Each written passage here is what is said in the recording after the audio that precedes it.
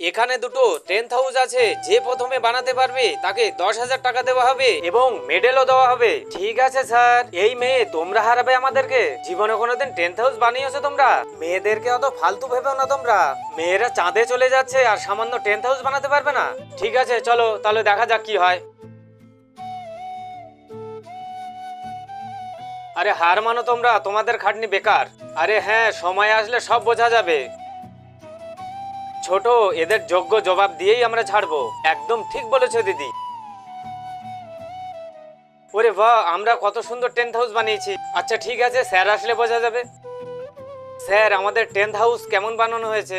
তোমাদের tent house বানানো ভুল হয়ে গেছে, কারণ তোমরা কাপড়টা উল্টো করে লাগিয়েছো আর এদেরটা সঠিক হয়েছে। তাই এরা পাবে 10,000 টাকা এবং সঙ্গে সোনার মেডেল। দেখলে মেয়েরা শুধু সাধারণ নয়, অসাধারণও হয়।